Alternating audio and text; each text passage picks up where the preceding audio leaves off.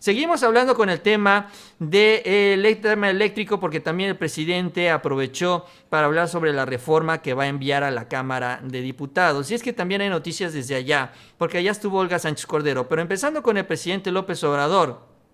Él habló sobre esta reforma en donde se busca justamente que la CFE tenga el 54% del mercado. Como les decía yo, finalmente aquí el objetivo y por lo que están preocupados los empresarios es que la CFE empiece a invertir más y más en esto. Ahorita tienen más dinero que antes porque no hay una estrategia para desfalcar a esta empresa de todos los mexicanos. Confirmó que su iniciativa de reforma en materia eléctrica se enfocará en garantizar que la Comisión Federal de Electricidad garantice la producción y abastecimiento de esto, del 54% del país, dejando el 46% a las empresas extranjeras.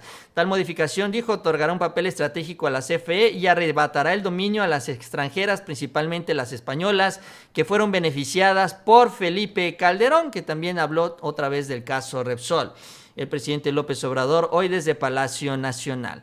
También este mensaje y también esta directriz y sobre todo la importancia que tiene para el presidente llegó el día de ayer a la Cámara de Diputados. Ayer la secretaria de Gobernación se reunió con los legisladores de Morena para hablar sobre este tema, sobre las reformas constitucionales que va a llevar el presidente López Obrador, que va a enviar, que le interesan sobre todo ahí a este presidente, al inquilino en Palacio Nacional. Y bueno, lo que señaló Olga Sánchez Cordero, hablando de la reforma eléctrica, es también la importancia de tener un sistema eléctrico confiable. Algo que no dan estas energías limpias, que son renovables, que sí ayudan al medio ambiente, pero que tienen altibajos y que puede llegar un momento, que sabemos muy bien, que tanto el viento deje de soplar como el sol deje de brillar. Eso sucede en el día y no estamos hablando de ningún apocalipsis. Vamos a escuchar parte de lo que dijo la secretaria de Gobernación también sobre esta reforma energética, sobre todo, o más bien para precisar, reforma eléctrica del presidente López Obrador. Quedan pendientes 3 reformas que el presidente ha planteado a nivel constitucional y diversas reformas a leyes secundarias. Pero sobre todo, y aquí está nuestro coordinador, acércate mi querido coordinador, son 3 las reformas constitucionales que el señor presidente tiene en mente. La primera es la reforma en materia de energía eléctrica, que no energética, sino eléctrica. Es un tema, la energía eléctrica, de seguridad nacional. Les voy a decir algo. La energía eólica y la energía solar son energías intermitentes y que van a la red de la Comisión Federal de Electricidad. Cuando no hay viento y no se produce energía. Cuando no hay sol, pues no hay sol y tampoco se produce la energía solar suficiente. Entonces, obviamente se tienen que acudir a las fuentes tradicionales que producen energía. Por ejemplo, el carbón. Por ejemplo, también estamos tratando de recuperar las hidroeléctricas, sobre todo en el sureste de México, que también las encontramos desgraciadamente pues muy maltrechas, sobre todo los generadores de energía en las presas. Estamos tratando de rehabilitarlos, de renovarlos y algunos de ellos también de cambiar todas estos transformadores y todo lo que se tenga que cambiar. Entonces, creo que es un tema de seguridad nacional. Imaginémonos por un minuto que no haya viento, que no se pueda introducir a las redes de la Comisión Federal de Electricidad la energía suficiente eólica y que tengamos un hospital lleno de pacientes intubados. Imaginémonos por un minuto que esa energía no se está produciendo o no se está produciendo en la cantidad suficiente porque en ese momento no hay el suficiente viento para las eólicas.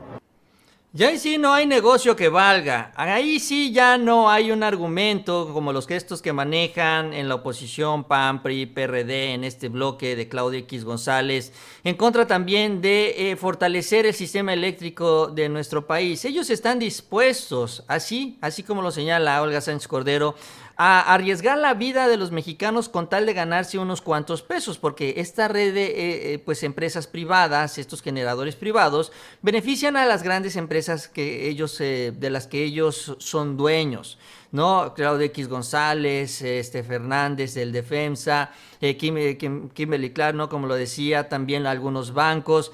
Todos son beneficiarias de este esquema que se ha denunciado del autoabasto, en donde ellos por $1 se convierten en socios de estas empresas extranjeras y reciben precios preferenciales en las tarifas de luz porque no pagan lo que es la transmisión de esta energía eléctrica. Eso lo pagamos nosotros. Nosotros los mexicanos les subsidiamos a estas empresas privadas, hablando de subsidios y que luego no les gustan los subsidios. Bueno, eso es básicamente lo que estamos haciendo nosotros, subsidiando a estas empresas, pero ellos están dispuestos a sacrificar a los mexicanos, la vida de los mexicanos, como estamos escuchando, porque este es un escenario muy real, para ganarse esos pesos, para mantener estas energías limpias, entre comillas, pero con contratos sucios, porque bueno, ya sabemos y se ha hablado mucho de todo lo que hay detrás de. Y bueno, en este marco, en este tema, también lo que son muy importantes, sabemos, son las empresas españolas. Estas empresas españolas que fueron favorecidas por Felipe Calderón, principalmente, aunque también recibieron apoyos de Enrique Peña Nieto, y en general de los sexenios del PRI y del PAN.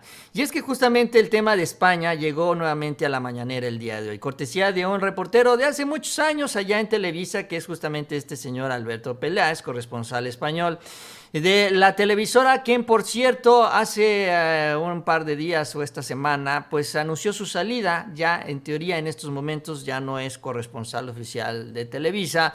Sin embargo, bueno, yo no sé qué relación laboral mantengan todavía con la empresa, si es que existe, pero el caso es que llevó este tema con mucha arrogancia nuevamente allá a Palacio Nacional. Primero presumiendo él lo que es su doble, pues no doble nacionalidad, pero sí su cercanía con México, donde su familia, su esposa es mexicana, sus hijos obviamente tienen la doble nacionalidad, y donde él asegura que bueno, siempre ha habido una gran relación entre ambos países, pero que ahora gracias al presidente López Obrador esta relación se ha roto. Incluso, bueno, pues él también le pregunta y le dice, también en una pregunta bastante inclinada hacia la derecha, que es este reclamo que le hizo también al presidente, asegurando que al afectar él estas relaciones entre los países, pues ahora se está perdiendo la inversión extranjera, que eso es lo que siempre dicen. Ay, es que ahora tienen mucho miedo de invertir en México por culpa del presidente López Obrador y por culpa de que les pidió una disculpa a los españoles. Digo, nada más por eso ya no quieren invertir en México. Imagínense nada más, como si el dinero tuviera ideología, como si el dinero se moviera de esta manera. No, señor, el dinero no se mueve así. Pero vamos a escuchar lo que dijo, cómo lo respondió también el presidente López Obrador a este señor Peláez. Lo otro que dice usted, efectivamente, pudo haber una serie de excesos, pero también le digo, presidente, que cada vez que sale el nombre de España o salen las empresas españolas, muchas pymes españolas que desearían venir a México se echan para atrás. Por eso le estoy diciendo, señor presidente, la pregunta se la vuelvo a formular.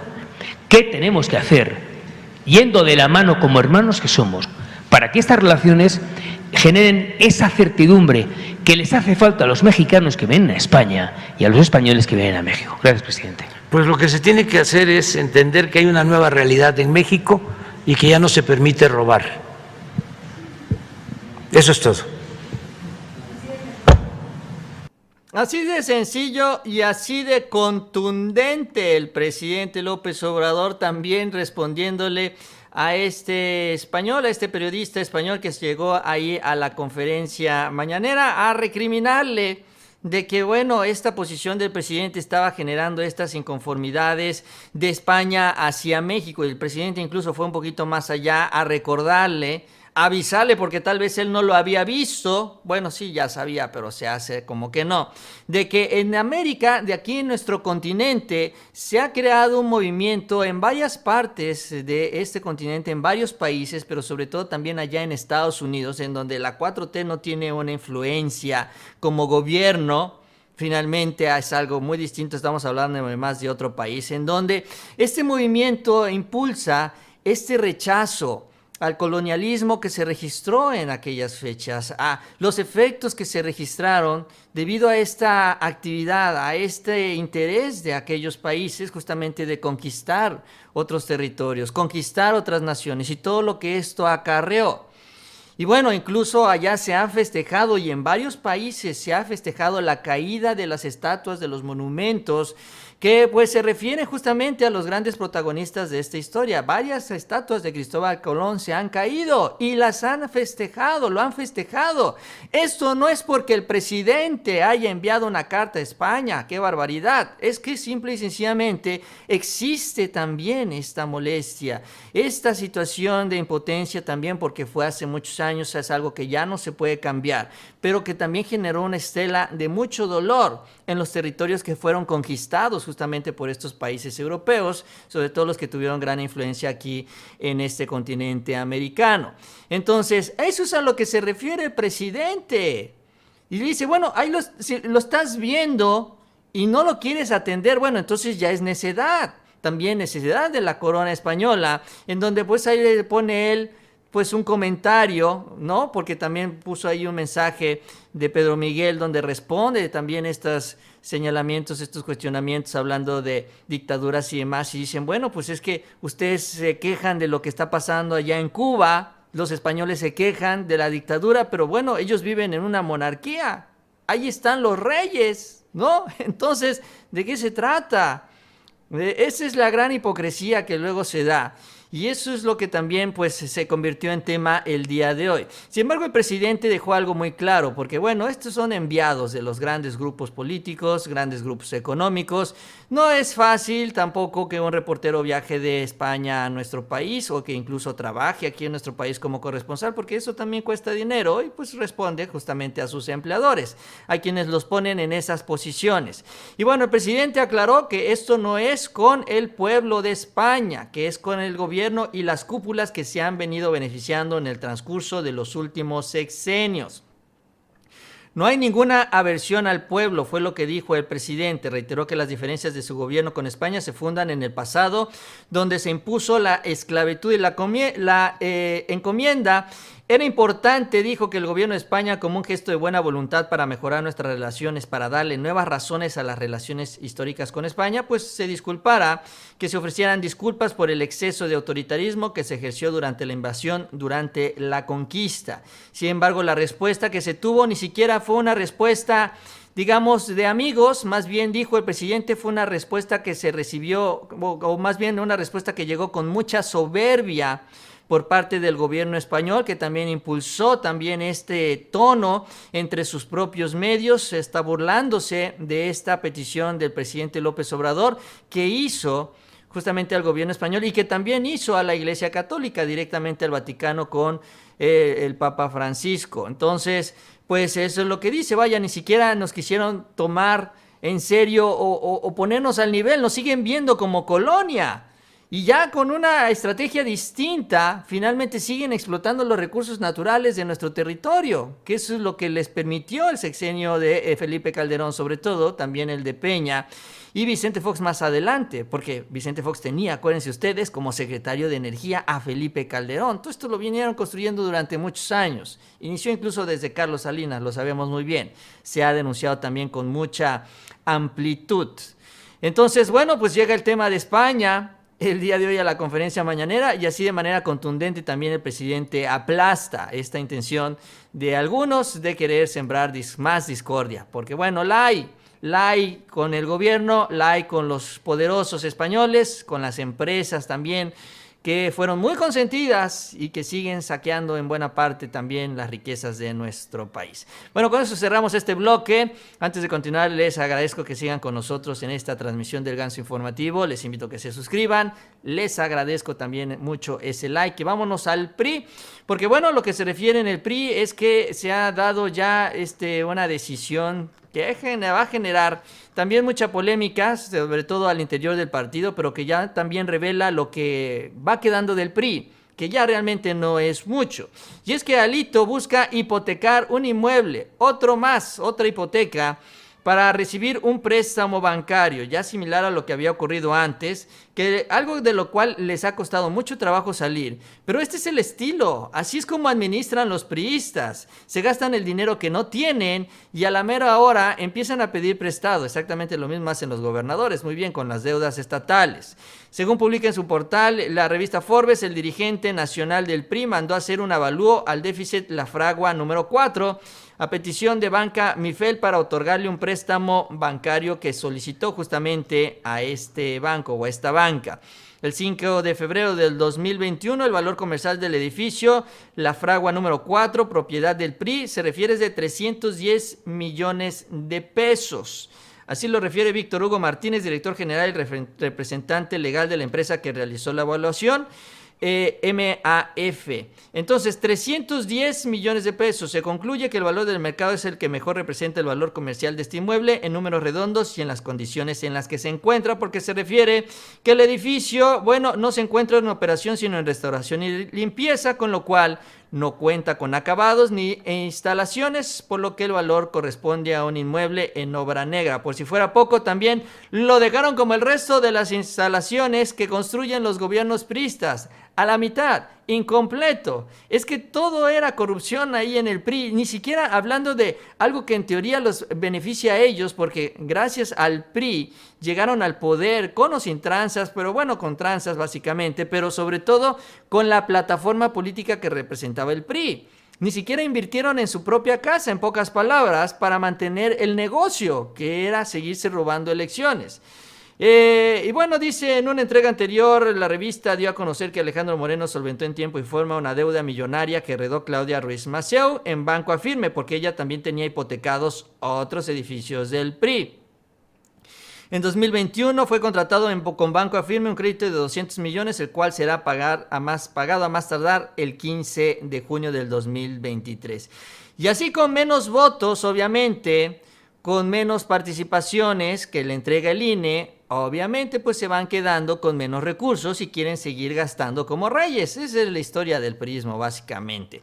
Entonces, en el entendido de que el avalúo va a ser de 300 millones, que es lo que allá identificó esta empresa, entiendo yo que estarían recibiendo aproximadamente 100 millones, porque generalmente así funciona esto de los créditos, te piden una tercera parte o te dan una tercera parte de lo que puedes garantizar. Entonces pues se recibirían alrededor de 100 millones de pesos. Ahora la pregunta es en qué se lo va a gastar Alito Moreno, porque bueno, todavía viene el proceso del próximo año, en el 2022, todavía viene el del 2023 y todavía obviamente falta el proceso presidencial del 2024. Pero en el entendido que yo creo que este dinero ni siquiera pasa de este año, tan pronto lo reciba se lo van a gastar, no creo que llegue ni siquiera a las elecciones del 2022, pero obviamente pues esto lo que busca es pues obtener recursos, no sé ni para qué. Yo entiendo que también para que él aproveche para ya despedirse con un buen fondo de retiro, ¿no? Sobre todo porque en el caso de los partidos,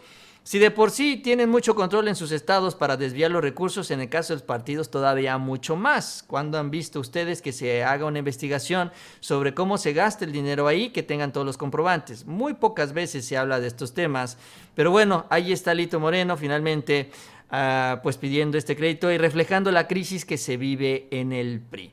Bueno, también hablando de otros temas importantes de estas últimas horas, el presidente López Obrador, pues hoy es miércoles de quienes quieren los medios de comunicación y bueno, aprovecharon para desmentir sobre todo una nota muy terrible, muy importante en el tema de la salud, donde se había denunciado por parte de Darío Celis en El Financiero que se había hecho una quema de medicamentos aquí en nuestro país, sobre todo la anestesia que se utiliza para quienes pues finalmente son intubados en el marco de esta enfermedad, en el COVID.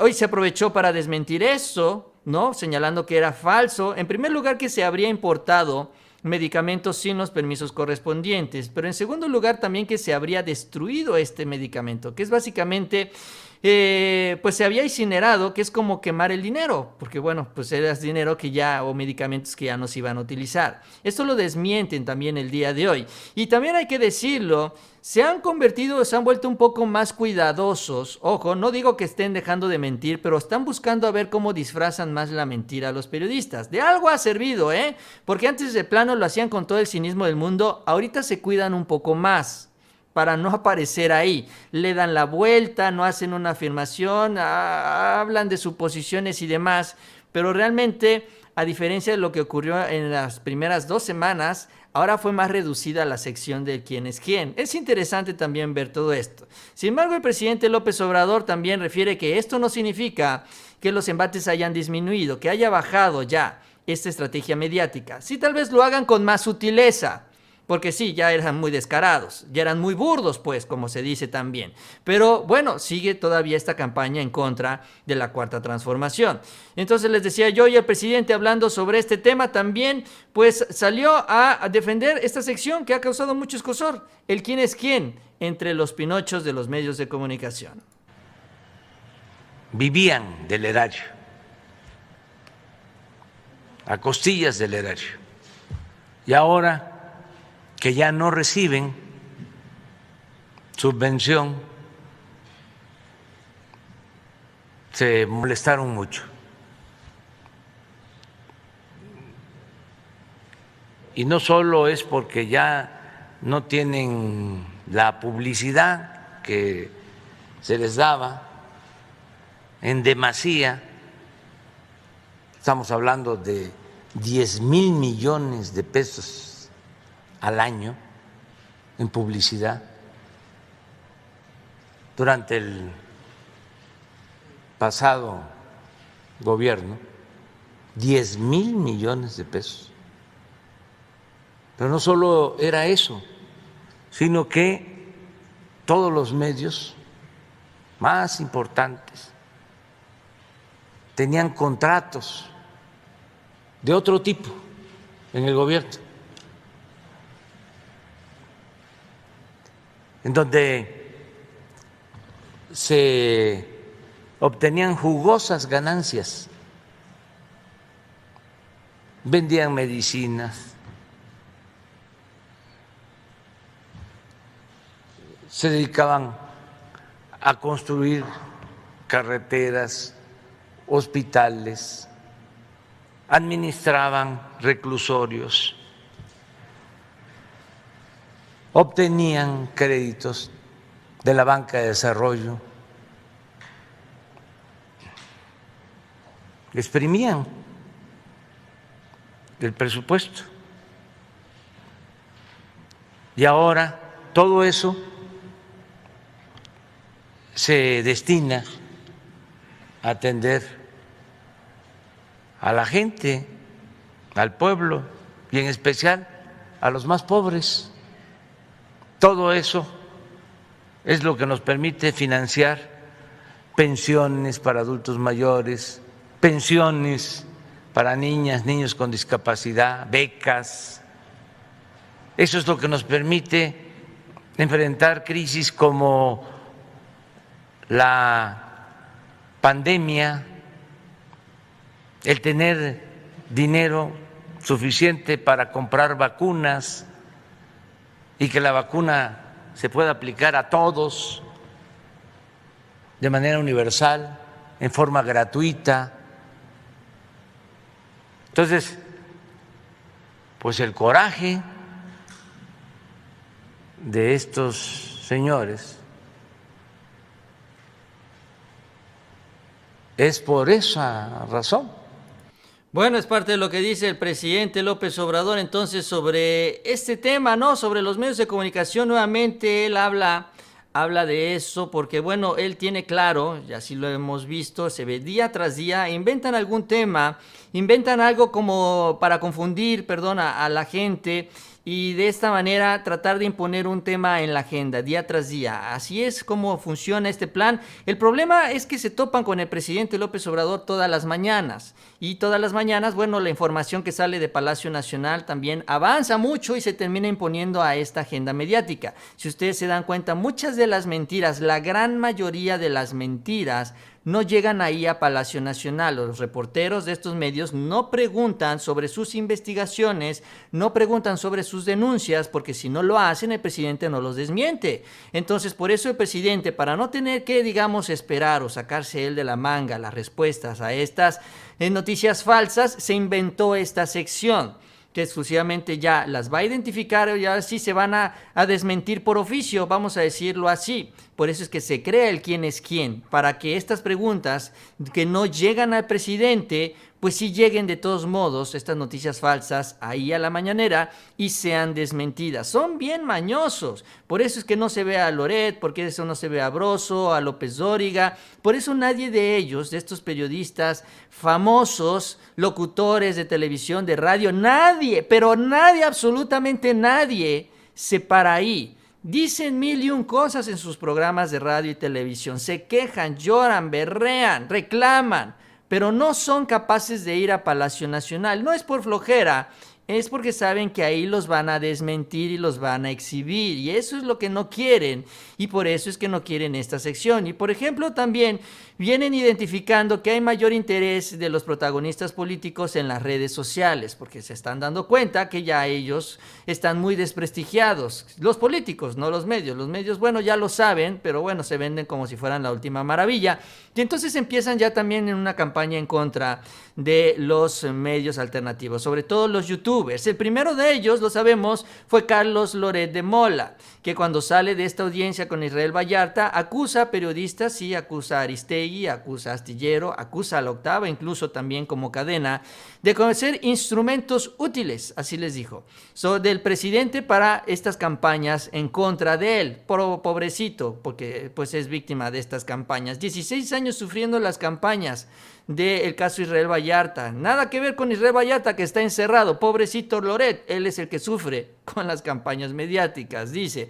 Pero bueno, aquí también es el punto de partida, les decía yo, ya te empieza a hablar de los youtubers, porque también además de estos periodistas, hablo de los youtubers. Una vez más se empiezan a convertir en el centro de atención quienes están en esta red, porque los youtubers, bueno, se menciona a ellos porque son una de las caras más visibles, porque aparecen en los videos, aparecemos en los videos, pero en general son las redes sociales también. Todos los que estamos ahí, todos los que tenemos un celular, como dice el presidente, todos somos reporteros, todos podemos abrir nuestro canal, podemos enviar mensajes en las diferentes redes y podemos reportar y opinar sobre lo que está sucediendo en nuestro país. Esto no les gusta a los señores periodistas que tenían el monopolio de esto, de la información, y además no les gusta, mucho menos les gusta a quienes hicieron mil y un malabares para estar frente a las cámaras, para estar detrás del micrófono, para tener estas posiciones de privilegio que incluso en algunos casos se menciona tuvieron que hacer todo tipo de favores, hasta físicos,